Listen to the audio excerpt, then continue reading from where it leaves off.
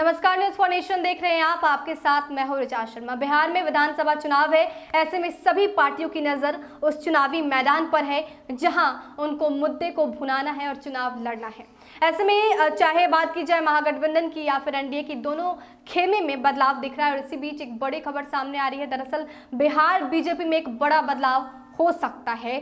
चुनावी स्ट्रेटजी कहेंगे इसे, चुनावी प्लानिंग कहेंगे इसे, ताकि पूरे दमखम के साथ चुनावी मैदान में उतरा जा सके।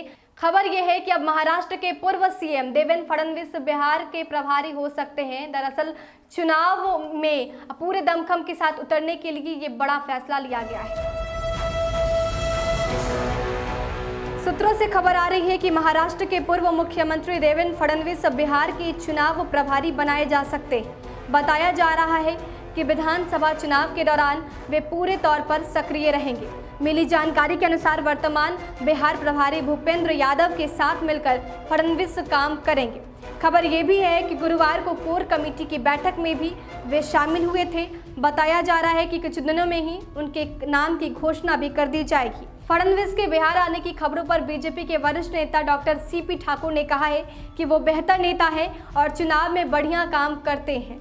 आपको बता दें कि भारत निर्वाचन आयोग के निर्देश पर चुनाव तैयारियों में जुटे जिला निर्वाचन पदाधिकारी सह जिलाधिकारी के माध्यम से इसके लिए पहल शुरू कर दी गई। वहीं चुनाव आयोग द्वारा कोरोना संकट के बीच चुनाव कराने को लेकर सभी प्रकार की सावधानियों को लेकर तैयारी की जा रही है।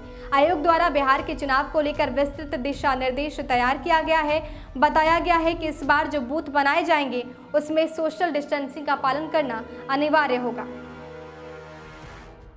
तो चुनाव को लेकर बीजेपी पूरी तरीके से तैयार है और एक बड़ा बदलाव बिहार बीजेपी में देखा जा सकता है। इसके साथ जिस तरह से डे 1 से बीजेपी लगातार सक्रिय है चुनाव को लेकर, वर्चुअल रैली की बात की जाए तो सबसे पहले शुरुआत बीजेपी की तरफ से ही की गई थी।